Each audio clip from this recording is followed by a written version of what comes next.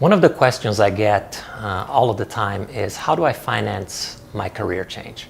Well, in order to change careers, you need to have your financial house in order, period.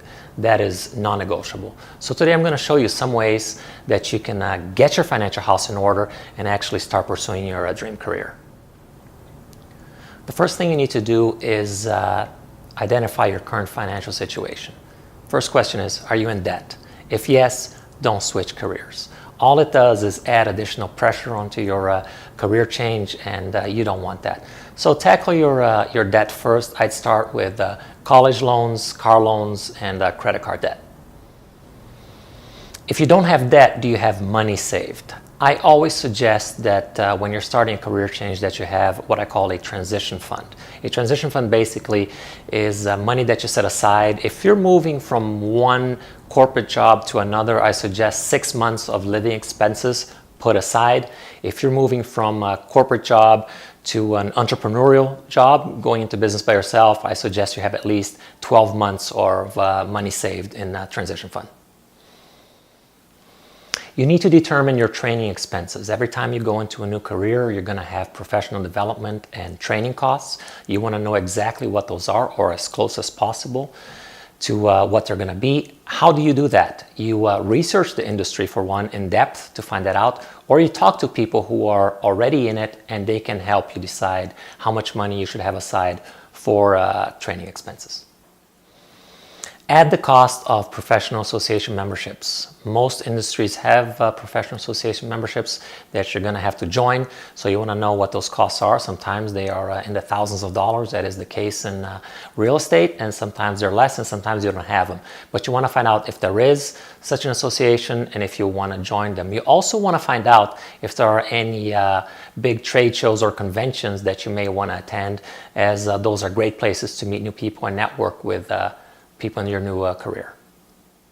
Determine what your insurance costs are going to be. If you have an employer and you're going to leave that employer, find out if you can continue coverage through COBRA or if you need to find new insurance.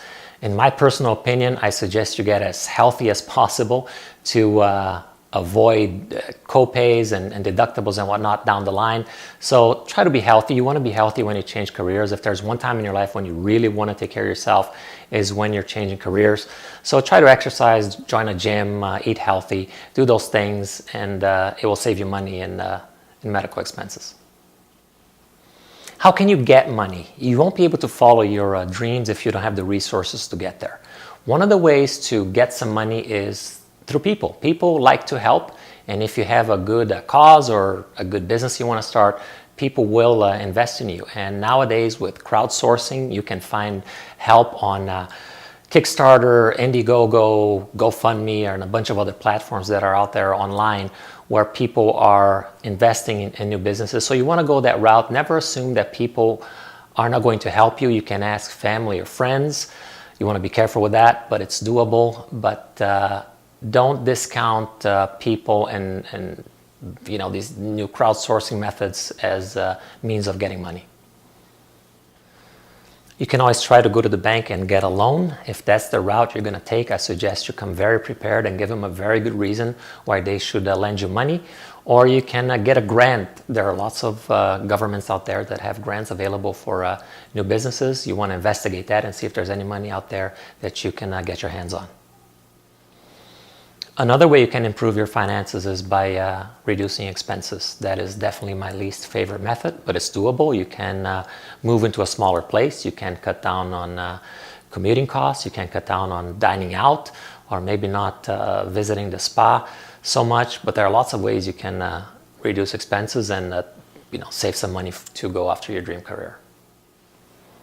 One of my favorite methods is actually combining business with pleasure, and I'm talking about trips. Every time I take a trip with my family, I will try to see one or two people that I can do business with, or somebody that I wouldn't necessarily make a trip just to see, whether it's somewhere around the country or internationally. And I can also deduct some of those trip expenses come tax time because I did some business on the road. Yes, changing careers is scary, but don't despair. If you follow these methods, you're definitely getting closer and closer to your dream career, which is the ultimate goal.